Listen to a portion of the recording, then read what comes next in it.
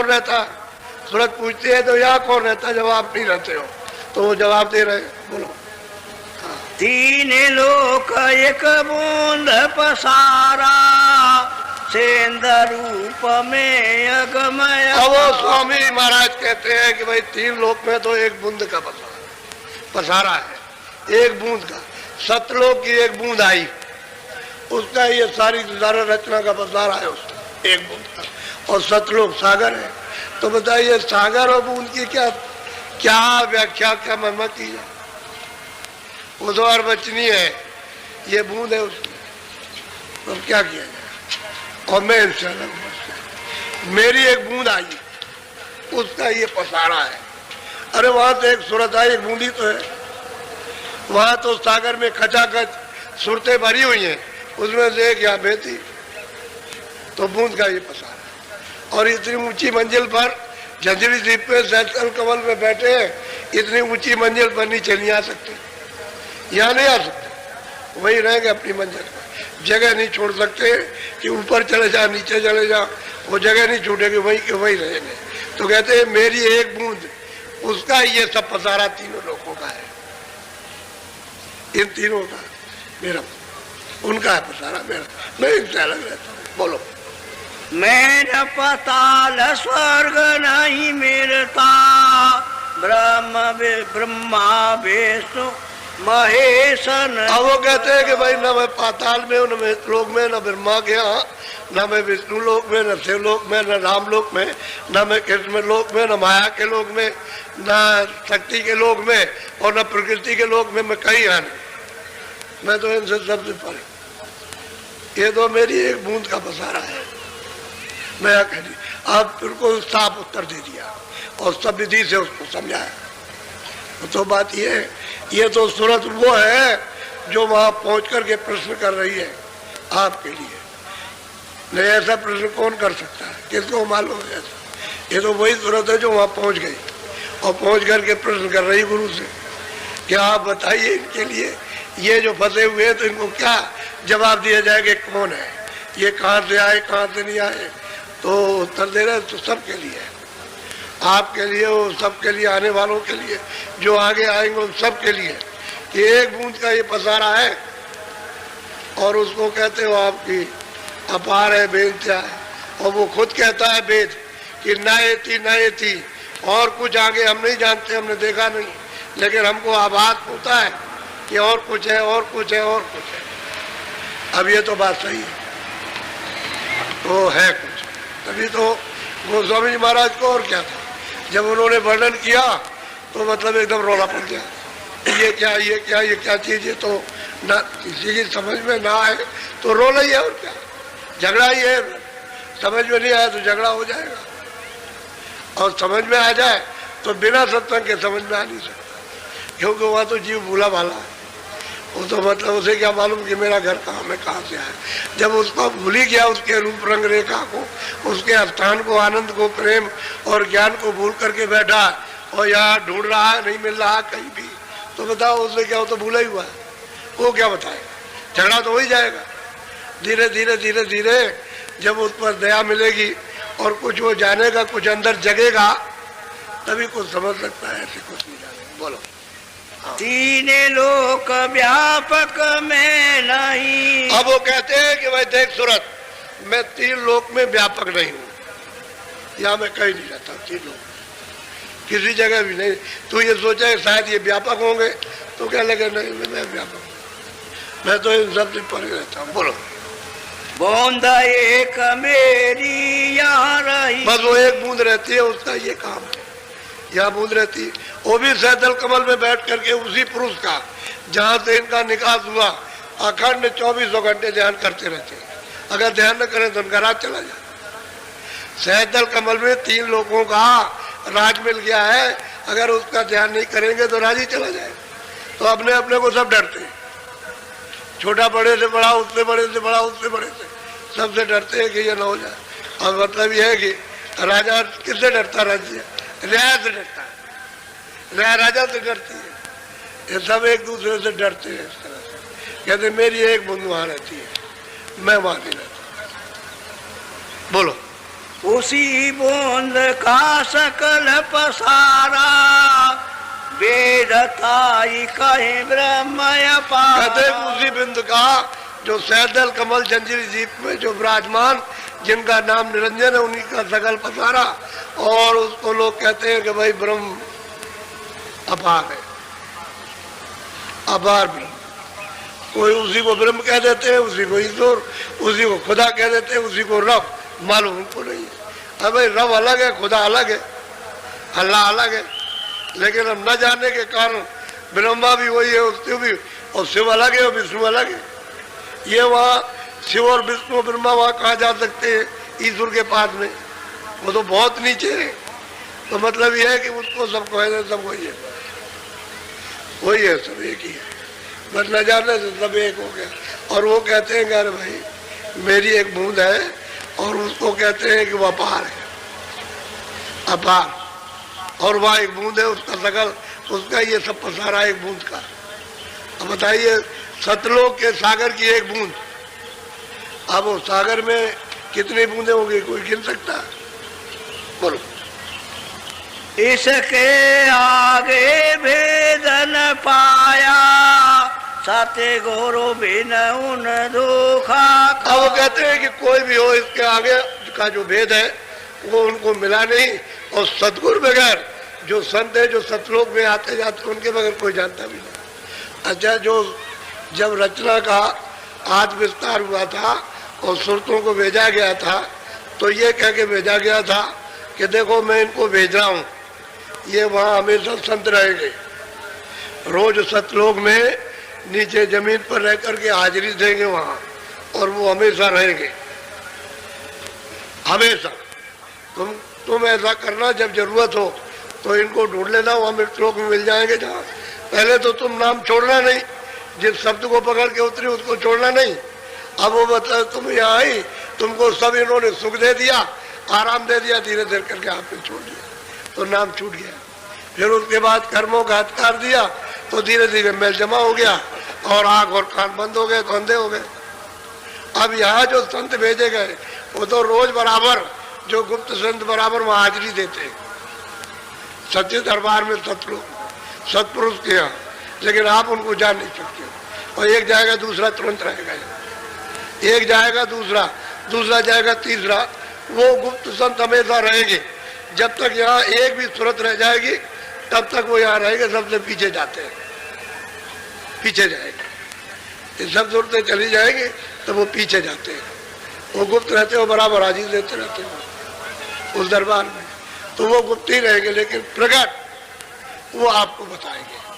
तो प्रकट तो बहुत दिन नहीं हुए, वो तो 700 वर्ष हुए अभी आना उनका हुआ। और प्रकट होकर के तब आपको जगाया, तब आपको रास्ता बताया, तब ले चले आप।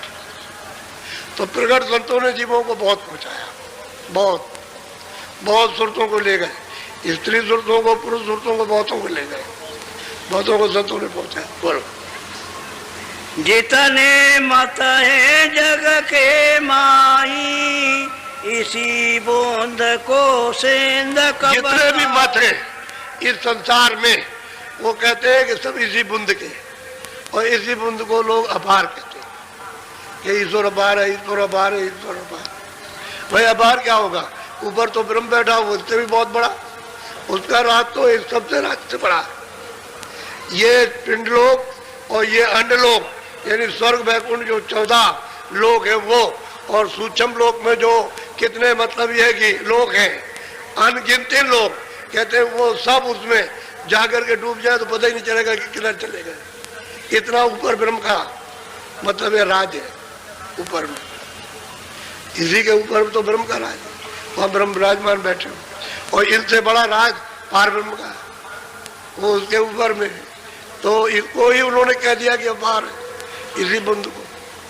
तो बेचारे क्या आगे का भेज जाने के, न वो ब्रह्म का जानते, न पार ब्रह्म का, न महाकाल पुरुष का, ऊपर का तो जानना ही नहीं, क्यों क्या जाने, कुछ नहीं है। इसी को जितने मत है बस इसी को जानते हो, इनको भी नहीं पाते।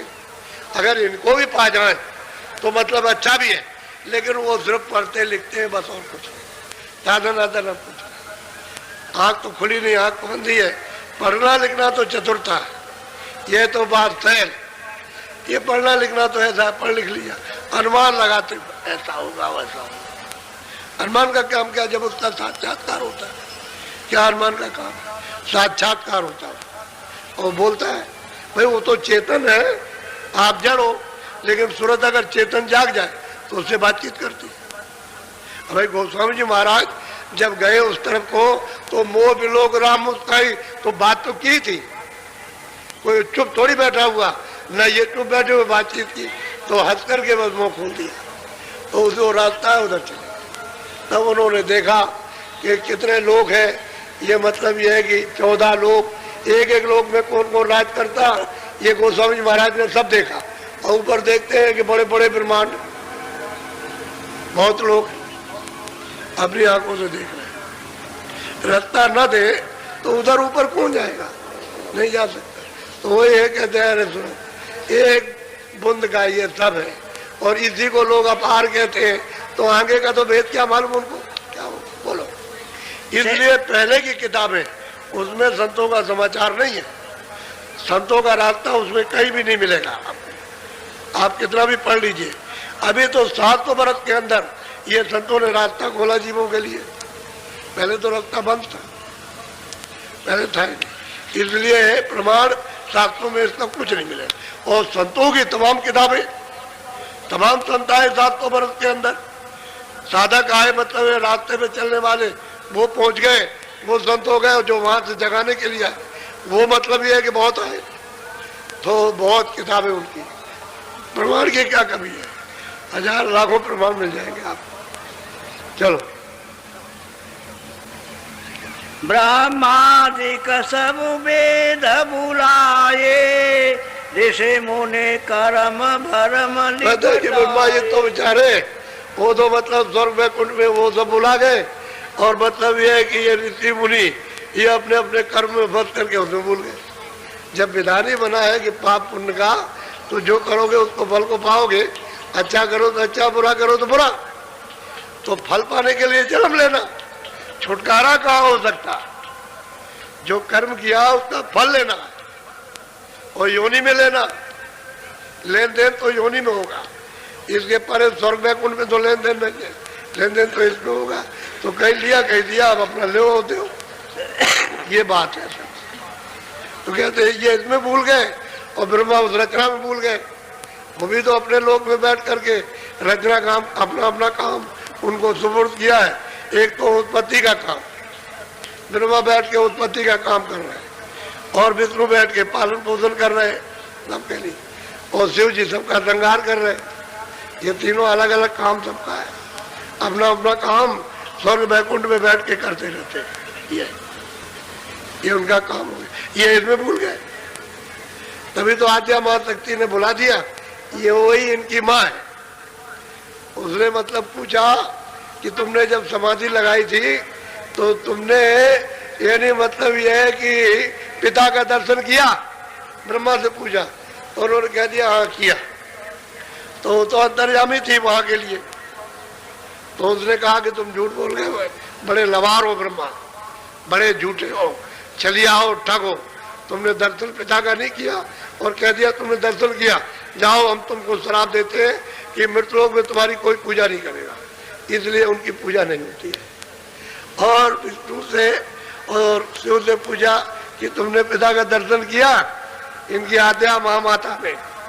तो उन्होंने कहा हमने नहीं किया था, तो उनको आशीर्वाद दे दिया कि जाओ जगत में तुम्हारे लोग पूजा करें। भाई ये इतनी बात है। काम तीनों का एक ही है, एक उत्पत्ति का, एक प्रलय का, एक पालन का। यानी काम तीनों कर रहे हैं बराबर बैठ के। एक को शराब मिल गया झूठ बोलने पर, और उन्होंने कहा हमको नहीं हो, तो उसको आशीर्वाद दे दिया। बस ये बात। और ये अलग है, ये ईश्वर के पास जा ही नहीं सकते। अगर उनके पास ये पहुंच जाए तीनों, तो सब उसी वक्त एक क्षण में काम छोड़ देंगे। ना वो पालन का करेगा, ना उत्पत्ति का, और ना प्रलय का करेगा, सब छोड़ देंगे। इसलिए उनका दर्शन नहीं हो पाता। तो जब वो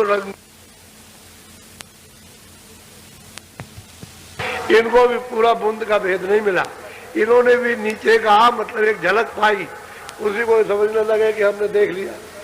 वो बात ये, पर्दे पर कोई झलक आई तो उसको देखा, जैसे सीधा है तो ऐसे कीजिए तो सीधा, तो उधर में ऐसे टेढ़ा कर दीजिए तो उसकी चमक उस पर सूरज की गिरेगी मकान के अंदर। अब उसमें सूरज दिखाई देता चमकता हुआ, तो आप कहोगे नहीं ये सूरज है। सूरज वो नहीं, वो तो प्रतिबिंब है। सूरज तो ये सब प्रतिबिंब जो दिखाई देता प्रतिबिंब है ये असली सूरज, असली चांद, असली तारे इसमें कोई नहीं है, ये प्रतिबिंब है, बिंब। तो कहते हैं कि भाई कुतुब औलिया और पीर पैगंबर, इनको भी पूरा भेद नहीं मिला, पूरा दर्शन नहीं हुआ उनका। वही बात यह है कि पर्दे पर हो गया और इन्होंने समझ लिया कि दर्शन हो गया। चलो सुनो सुरति तुम अपना भेद, तुम हम में थी सदा। अब वो कहते हैं सूरत तू अपना भेद तो सुन ले मुझसे, यानी पहले जब तू थी तो हम में अभेद थी,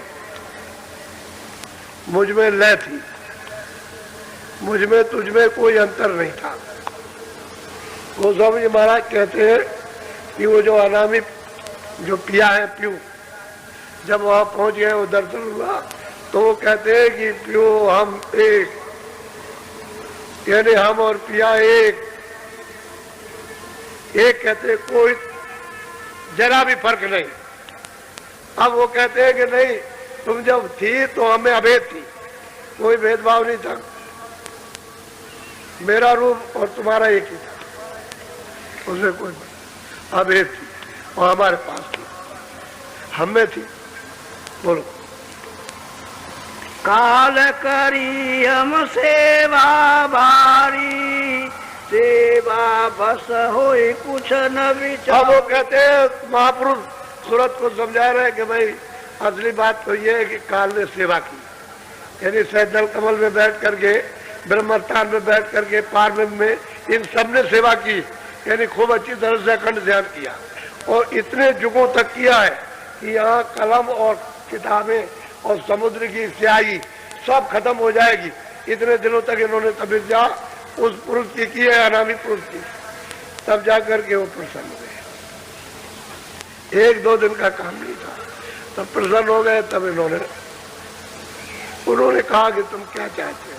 कह रहे हमको एक छोटा सा राज्य दीजिए। तो कहा अच्छा ठीक है, हमने दिया तुमको। तो राज बगैर सुरतों के बैठ नहीं सकता, रचना ही नहीं हो सकती है भाई, वो तो मैं सुरतें आएंगी तभी तो रचना होगी। तो इनको सुरतों का नीचे का सतलोक के नीचे उसका एक छोटा सा एक भंडार दे दिया, सबको दिया, सब लोगों में सबको 16 पुत्रों को सबको दे दिया, अलग अलग तस्वीर कर दिया। तो वो कहते हैं भाई काल हमारी सेवा की और जब सेवा की हमको प्रसन्न कर लिया, वैसे तो सब कुछ जानते थे, तो मैं सेवा के बस होकर के और मैंने तुझको दान में दे दिया, ये सूरज को तुझको ये दान में दे दिया और ये दान ले लिया, सूरतों का भंडार ले लिया। बोलो तुमको मांगा हमसे उसने, सौंप दिया तुम्हें सेवा। तो कहते हैं कि भाई तुमको उसने हमसे मांगा कि हमको दे दीजिए तो हम रचना करेंगे, और हमने फिर तुमको उसको सौंप दिया। क्या जाओ तुम वहां चली जाओ, जाओ। तो मालिक का हुक्म था, तो सुनते मतलब ये है कि क्या कर सकते, हुक्म हो गया तो उनको दिया, तो बेबस होकर के फिर चली आए, उसको दे दिया। अब वो ले आए तो उन्होंने, अब ऐसे तो मतलब ये घेर नहीं सकते, मसाला मिला करके तब तो इसमें बैठाएंगे, मसाला नहीं अगर तैयार करेंगे किसमें बैठा देंगे। तो इन्होंने फिर रचना की, तो इन्होंने पहले सूक्ष्म लोग, यानी कारण लोग तो था ही, वो तो मतलब है ऊपर में है, तो सूक्ष्म लोग उसमें बनाया। तो शब्द स्पर्श रूप रसगंध और मन और बुद्धि और चित्त अहंकार, ये 9 तत्वों का उन्होंने एक शरीर, एक खोल तैयार किया और उसमें सूरत को बंद कर दिया। फिर नीचे उतारा तो 17 तत्व, 10 इंद्रिया, चतुसंताकरण, मन बुद्धि चित्त और अहंकार और रजोगुण तमोगुण सतोगुण, 17 तत्वों का लिंग शरीर उन्होंने तैयार कर और सूरत को उसमें ला करके वही सूक्ष्म वाले जो सूक्ष्म था उसमें अंदर बैठा दिया।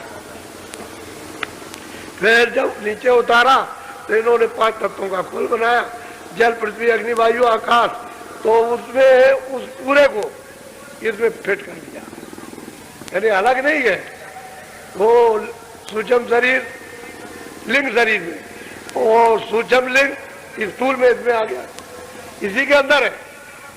अब इसको एक एक करके कपड़े को उतारना है, पहले बाहर का कपड़ा उतारो, फिर उसके बाद में फिर दूसरा कपड़ा, फिर तीसरा कपड़ा, आखिर में चौथा कपड़ा। 4 कपड़े उन्होंने डाल रखे, इसमें सुरने फंसा दी गए। बात तो असली है। तो कहते हैं उन्होंने तपस्या की और मुझसे तुमको मांगा, और मैंने मतलब ये है कि तपस्या के यानी खुशी में आकर के तुमको सौंप दिया कि तुम चली जाओ वहाँ, और ये कहा था कि मैं गंदगी छोड़ आना, और फिर तुम चली जाना, गंदगी वही रहेगी, उसको निकाल के हमने बाहर कर दिया, यहाँ फिर कोई गंदगी नहीं रहेगी। बोलो। काल लाई तन मन को घेरा, दुख सुख पाया तुम बहु तेरा। अब वो कहते हैं महापुरुष के सूरत जब मांग करके तुमको ले आया यहाँ आकर के, तो यहाँ नीचे मृतलोक में उतारा, तो उसमें मतलब ये है कि ये मसाले का ये पिंड बना करके और इसमें बंद कर दिया, ये तन और इंद्रियों इसमें बंद कर दिया, और तुमको फिर अपना उसने कानून सुना दिया, इसमें बंधा दिया और घेर के रखा कि हमारा ये कानून डुकी पीट दी कि जो भी पाप पुण्य करेगा अपनी इच्छा से मर्जी से, हमारी तरफ से कोई हुक्म नहीं है, हमने तो बना दिया ये पाप ये पुण्य जो करेगा अपना अपना भोगेगा। तो ले आकर के उसने यहाँ दोनों आंखों के पीछे दरवाजे में बैठा दिया। अब पाप पुण्य जो कुछ भी करोगे ये सब गंदगी इसके ऊपर जमा होगी, ये सूरत बैठी इसके ऊपर जमा होगी और यहीं से लदना शुरू हो जाएगा, और इतनी लदेगी इतनी लगेगी इस चतुसंताकरण में, ये उसका हृदय दिल है, वह इतना लग जाएगा कि सूरत दब जाएगी। आँख बंद हो गई, कान बंद हो गए, पहले तो खुली थी आँख, कान भी खुले थे, आँख भी खुली थी, पहले बंद नहीं थी। जब कर्मों का नियम नहीं बना था, अधिकार नहीं दिया था, तो आँख भी खुली थी, कान भी खुले थे, और रोज देखते थे, रोज जाते थे, और कितनी सूरतें वापस लौट गई थी। लेकिन बीच में जो झगड़ा लगा दिया, अब यही से रुकावट हो गई। क्या तलाशी दो, तुमने क्या किया, कितना तुम्हारे पास पाप है और कितना पुण्य है, तो इधर से निकाल के ले गए, वहाँ तलाशी दी, तो आपके पास पाप भी निकलेगा पुण्य भी। तो उन्होंने कहा चलो जेल खाने में, बस फिर ले गया जेल खाने में, फिर बंद करेगा जाकर। वो तो उधर देखने ले जाने वाले तो प्रकाश में बैठे, तुम ही अकेले अंधेरे में हो, वो जो ले जाएंगे ले आएंगे अंधेरे होने, वो तो रोशनी में बैठे हुए, लेकिन तुम समझते हो जो हम कर रहे हैं वो नहीं देख रहे। दुख में देखा हमको जब ही दया उठी हम आए अब कहते जब हमने तुमको, जब यहाँ मृतलोक में जब दुखी देख, क्योंकि गुप्त संतों ने जब पूरा संदेशा दिया कि वहाँ जीव रो रहे, तड़प रहे और इस तरह से चिल्ला रहे, कोई नहीं सुनता, काटे जा रहे, ये है नरकों में जा रहे, तो कहते हैं कि फिर हम तुम्हारे प्रति दया आ गए, तो फिर हम फिर यहाँ आए तुमको ले जाने के लिए, तभी तो उपदेश किया कि दया आ गई। अब वो तो दया का सिंध है, इनके पास तो थोड़ी दया, अरे बूंद के पास तो थोड़ी दया हो, तो सिंध अपार है, उसमें दया का सागर ही है अपार। तो कहते हैं तुम्हारे प्रति दया हुई, तो अब आए हैं तुमको ले जाने के लिए, चलो हमारे साथ, हम चलो घर में पहुंचा देंगे। साफ सब प्रश्न का उत्तर हो गया, सब दे दिया, कोई बकाया नहीं छोड़ा, सब दे दिया कि आप कहाँ रहते हैं, आप कैसे हमको भेजा, ये कैसे किया, वो कैसे किया, कौन ले आया, हमको क्यों बताया, यहाँ तन में क्यों डाला, सब बता दिया, सब प्रश्न का उत्तर। और शास्त्रों में कोई चीज नहीं मिलेगी, ये सिवाय शास्त्रों के बाद और किसी के बाद में लेने वाले नहीं कुछ भी। बोलो, आप मतलब ये कि हम आए तुमको जगाने के लिए, तो ले चलना चाहते हैं, ऐसे कैसे चलेंगे, हमें कोई रास्ता है कि नहीं है, अगर रास्ता रहेगा तो जाएंगे, और रास्ता नहीं रहेगा तो ऐसे किधर कैसे चले जाएंगे। तो वो बता रहे, सुनिए जरा सा, बोलो।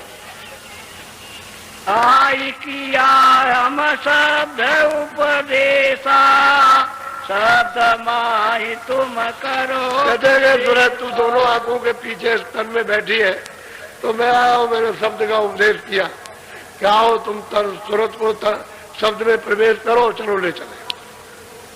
अब वो बताएंगे कि भाई शब्द यहाँ है, नाम यहाँ पर है, डोरी यहाँ पड़ी हुई है, वो सब बताएंगे। यहाँ डोरी पड़ी है, इसको पकड़ो। ये कहेंगे कि हमने तो तेरे लिए सुलभ सीढ़ी बना रखी है, तू चढ़ चल, मैं ले चलूंगा, चढ़ती चल, चढ़ती चल, मैं ले चलूंगा, तो चल। तो चढ़ाएंगे नहीं तो कैसे कहेंगे? चढ़ाते ले चलते हैं सीढ़ी पर। तो कहते हैं हमने शब्द का उपदेश, नाम का उपदेश आकर के हमने किया कि और कुछ नहीं, सुलभ है, सीधा सहज है कल युग में कि सूरज को नाम के साथ में प्रवेश करना, नाम से जोड़ दो, उसमें ले करो, चलो घर में चलो। हमने ये आकर के उपदेश किया। बोलो अच्छा, सब संतों ने शब्द का उपदेश किया, यानी जितने भी संत आए किसी ने बगैर शब्द के कोई नहीं ले जा सकता। जो भी ले जाएगा उस शब्द से ले जाएगा, नाम से, आवाज से ले जाएगा। आवाज से उतर के सुनते आई और आवाज से वो मिल जाएगी। बोलो शब्द शब्द पौड़ी हम रची, चारे चारे पहुँचो नगरी सच। कहते हैं कि भाई हमने यानी घर में पहुंचने के लिए हमने पौड़ी पौड़ी कहते सीढ़ी, नानक जी महाराज की किताब में खूब लिखा पौड़ी के बारे में, क्योंकि वो भी तो संत थे, वो भी तो आते जाते, तो उन्होंने भी जीवों को बहुत जगाया चढ़ाया। कहते हैं हमने पौड़ी रची सीढ़ी बनाई है ऊपर चढ़ने की, गगन में आकाश में जाने के लिए। आकाश में ऐसे थोड़ी चढ़ जाओगे, वो तो सीढ़ी है, सीढ़ी चढ़ो तो नाम को पकड़ो, एक स्थान पर दूसरा नाम, तो दूसरे स्थान पर तीसरा नाम, तीसरी आवाज, तीसरा बाजा तो चौथे पर। कहते हमने पौड़ी बना रखी सीढ़ी, उसमें धीरे से चढ़ चलो, नाम की डोरी पकड़ कर, और पीछे से हम तुमको लेते चले, कोई तकलीफ नहीं होगी, चढ़ चलो।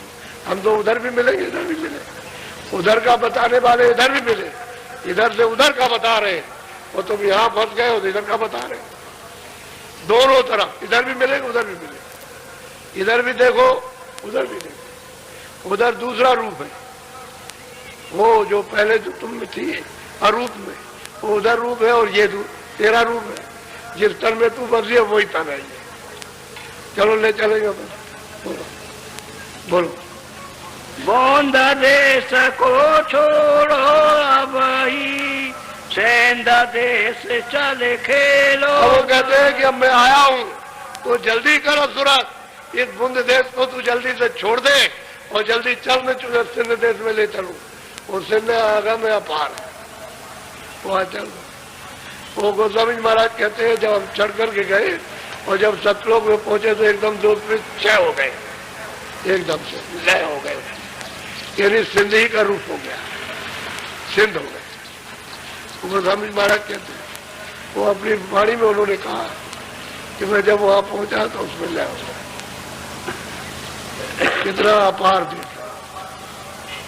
बोलो बोंद देश तीर लोकी जानो, रचन मोर कव यहाँ पर। ये बुंद देश त्रिलोकी है और मिलोनी की रचना है, यहाँ मिलोनी हुई है, उसकी रचना मसाले की। उसमें सूरत को चेतन को जड़ में बांध लिया, जड़ चेतन